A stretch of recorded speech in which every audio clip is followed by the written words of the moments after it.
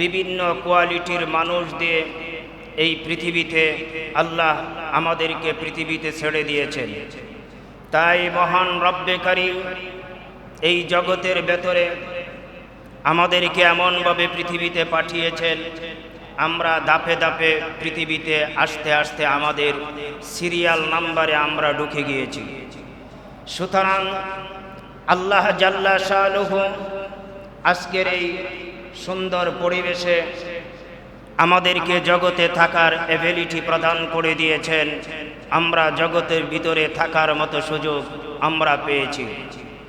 রব্বে কারীম আল কোরআনের ভেতরে আল্লাহ নিজেই বলতেছেন, ওয়ালা তাতরুদিল্লাযীনা ইয়াদউনা রাব্বাহুম বিল গাদাতি ওয়াল আশি ইউরিদুনা ওয়াজহাহু মা আলাইকা মিন হিসাবিহিম মিন শাই ওয়া মা মিন হিসাবিকা আলাইহিম মিন শাই ফাতাতরুদাহুম ফাতাকুনা মিনাল যালিমিন।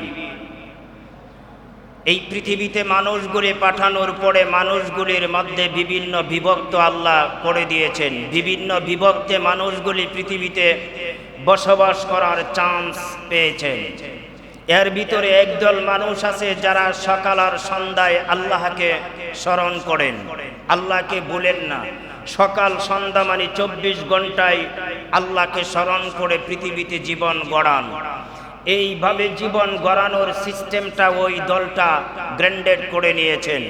তাদের এইভাবে যদি জীবন গড়াইতে না পারেন তাহলে তাহাদের ভালো লাগে না। আল্লাহ বলেন, আমি যাদেরকে জগতের ভেতরে ভালোবাসি, আমি যাদেরকে আমার রহমতের দৃষ্টি দিয়ে আমি দেখি, এই মানুষগুলির বিরুদ্ধে যদি টোটাল পৃথিবী শত্রু হয়ে যায় আর আমি আল্লাহ যদি তার বন্ধু থাকি, ওই মানুষটার এক চুল পরিমাণ ক্ষতি নাই। এই জন্য আল্লাহ বলেছেন, ওয়ালাম তাতরুদিল্লাযীনা ইয়াদউনা রাব্বাহুম বিল গাদাতি ওয়াল আশি ইউরিদুনা ওয়াজহা। হে পৃথিবীর মানুষ, আমি তোমাদেরকে জগতের ভেতরে ছেড়ে দিয়েছি। বিভক্ত মানুষের ভিতরে হয়ে গেছে। অনেকগুলি মানুষ অনেকভাবে জীবন গড়াইতে সক্ষম হয়েছে। এর ভেতরে একদল মানুষ পৃথিবীতে এমনটাই রয়েছে যেই মানুষগুলি সকাল আর সন্ধ্যায় আমার আল্লাহকে ভালোবাসেন, সকাল আর সন্ধ্যায় আল্লাহকে সুন্দর করে স্মরণ করেন। ওয়াসাব্বিহুহু বুকরাতাও ওয়া আসীলা। আল্লাহ বলেন, সকাল আর সন্ধ্যায় কোরআন তিলাওয়াতের মাধ্যমে আমি আল্লাহকে ডাকতে শুরু করে দেই। ওই মানুষগুলি এই জগতের ভেতরে এমনভাবে জীবন গড়ায়, জগতের ভেতরে লোকালভাবে জীবন গড়ায়। কম দামি কাপড় পরে, কম দামি খাবার খায়, কম দামি ঘরের ভিতরে বসবাস করে।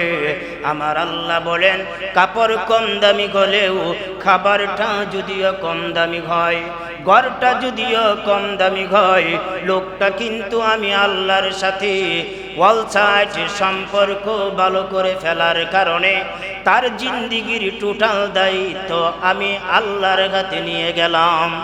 ওই মানুষগুলি জগতের ভেতরে এতটাই লাভবান, ওই মানুষগুলি জগতের ভেতরে এতটাই সম্মানজনক।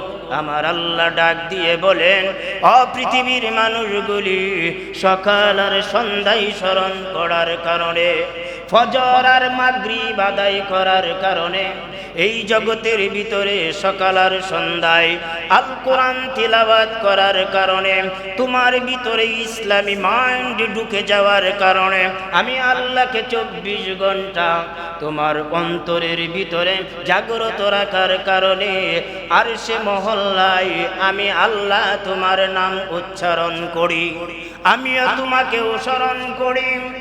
ফাযকুরুনি আযকুরকুম ওয়াশকুরুলি ওয়ালা তাকফুরুন। আল্লাহ বলে দিলেন, জগতে আমাকে যে ডাকে না আমি আল্লাহ তারে ডাকি না, আমাকে যে জগতের ভেতরে স্মরণ করে না আমি আল্লাহ তাকে স্মরণ করি না। আল্লাহ বলেন, ফাযকুরুনি আযকুরকুম ওয়াশকুরুলি ওয়ালা তাকফুরুন। আমাকে যদি স্মরণ করো আমি তোমাকে স্মরণ করব। এই জন্য আল্লাহ বলেন, জগতের ভেতরে এমনভাবে মানুষগুলি জীবন যাপন করা উচিত 24 ঘন্টা যেন আমরা আল্লাহকে স্মরণ করি। আল্লাহকে যদি আমি না স্মরণ করি, আল্লাহ আমাকে স্মরণ করবেন। এই জন্য নবীজি সাল্লাল্লাহু আলাইহি ওয়াসাল্লাম মজলিসে বসা, সেই মজলিসের ভেতরে সাহাবায়ে কেরামদেরকে নিয়ে আল্লাহর নবী, আজকে আমরা যেইভাবে বসে আছি, খতিব সাহেব কথা বলছেন, আমরা বসে বসে কোরআন ও হাদিস থেকে আলোচনাগুলি শুনছি, সবাই চুপচাপ, শুধু খতিব একাই কথা বলছেন। আমরা সকলেই মনোযোগ দিয়ে কথাগুলি শ্রবণ করার প্ল্যান করেছি।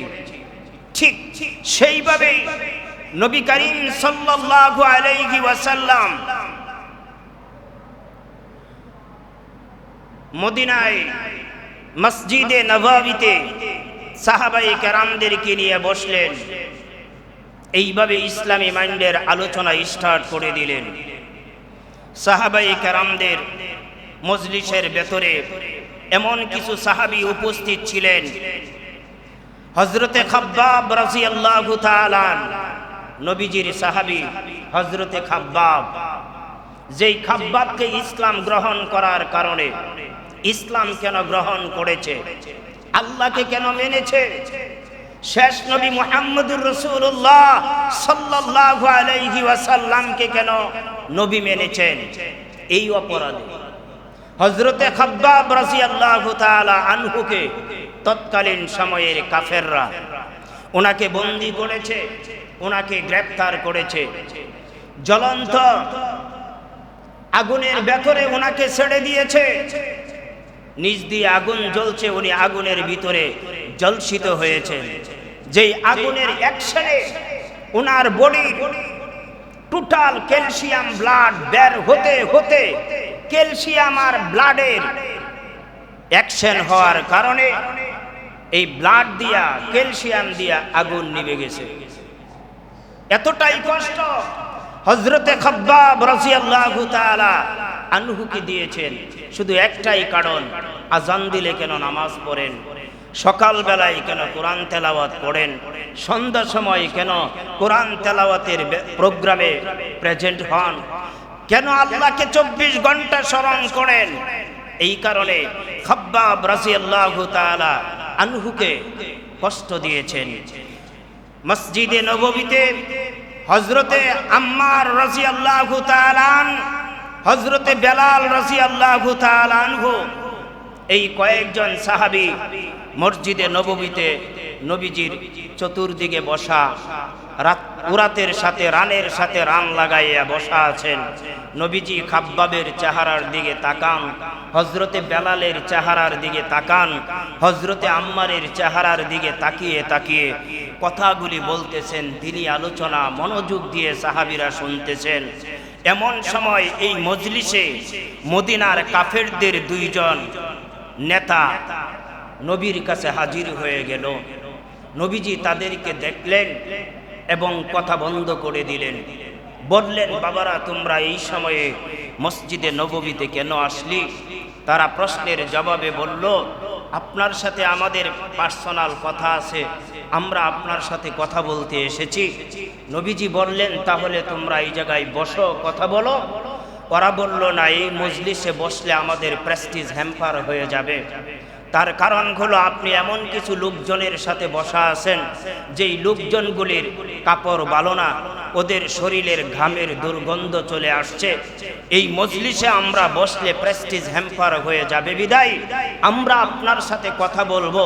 তবে আপনার সাথে কন্ট্রাক্ট হলো এই লোকগুলি এই মুহূর্তে এই মজলিস থেকে আউট করে দেন, ওদেরকে বলে দেন চলে যেতে। আমাদের কথা কমপ্লিট হওয়ার পরে, আমাদের কথা শেষ হওয়ার পরে ওই লোকগুলির সাথে আপনার যা বলার তা বলবেন, কিন্তু এই মুহূর্তে আমাদের মজলিসে এই লোকগুলি যেন না থাকে, এই জন্য কিছু সময়ের জন্য তাদেরকে বের করে দেন, আর আমাদের সাথে আপনি কথা বলেন। আমরা আপনার সাথে কথা বলতে এসেছি। আমরা মক্কার লিডার, আমরা নেতৃত্ব দেই, আমরা সমাজের নেতৃত্ব দেই, আমরা দেশের নেতৃত্ব দেই। সুতরাং এত উঁচু মাপের নেতা সাধারণ মানুষের সাথে বসে আপনি নবী মুহাম্মদুর রাসূলুল্লাহর সাথে কথা বলবে, এটা হতে পারে না। এই জন্য আপনি এখান থেকে তাদেরকে উঠিয়ে দেন। নবীজি প্ল্যান করলেন, বলবেন খাব্বাব, আম্মার, বেলাল, এখান থেকে উঠে যাও, নেতৃস্থানীয় লোক আসছে, তাদের সাথে আমি কথা বলতে চাই। নবীজি প্ল্যান করলেন, কথাটা স্টার্ট করে দিবেন। আল্লাহর নবী কথা বললেই হাদিস, নবীর কথা বললেই হাদিস। নবীজির কথা, নবীজির কাজ, নবীজির চলা, নবীজির অভিনয়, নবীজির কোয়ালিটি উম্মতের জন্য নিদর্শক। উম্মত দেখে দেখে চলবে। নবীজি হলেন গোটা বিশ্বের মুসলিম জাতির আইডল, নবীজি হলেন মডেল, নবীজি হলেন টাওয়ার, নবীজি হলেন সকল উম্মতের নেতা। এই জন্য নবীজির টোটাল অভিনয় কোয়ালিটি উম্মত দেখে দেখে চলবে, এইটাই নবীজির কাজ। নবীজি কথা স্টার্ট করে দিবেন। নবী এতক্ষণ কথা বলেন না যতক্ষণ আল্লাহর পক্ষ থেকে ইশারা না আসেন। আমরা তো মন চাইলেই কথা বলি, নবীজির কথা বলার কোয়ালিটি এমন ছিল না। নবীজি কথা বলতেন, ওমা ইয়ানতিকু আনিল হাওয়া ইন হুয়া ইল্লা ওয়াহয়ুহা। যতক্ষণ পর্যন্ত উপর থেকে ইশারা না পাইতেন এতক্ষণ পর্যন্ত নবীজি কথা বলতেন না। এই জন্য নবীজি কথা বলা স্টার্ট করবেন প্ল্যান করেছেন, কিন্তু উপর থেকে ইশারা এখনো আসে নাই, ওয়েট করতেছেন। এমন সময়ে জিব্রাইল চলে আসলেন একটা আয়াত নিয়ে। এই মজলিস জিব্রাইল আসলেন, আয়েশা সালাম দিলেন আর বললেন, وَلَا تَطْرُدِ الَّذِينَ يَدْعُونَ رَبَّهُمْ بِالْغَدَاةِ وَالْعَشِيِّ। নবী, আপনি প্ল্যান করেছেন এই মজলিস থেকে খাব্বাব, আম্মার, হযরতে বেলাল, এদের মতো সাহাবীগুলি মজলিস থেকে উঠিয়ে দিবেন, নেতারে জায়গা দিবেন, তার কথা আপনি শুনবেন, তাদের সম্মান নষ্ট হয়ে যাবে, প্রেস্টিজ হ্যাম্পার হয়ে যাবে। এই লোকগুলি এই মজলিসের ভেতরে বসা থাকলে তাদের কাপড় ভালো না, তারা উন্নত ঘরে ঘুমায় না,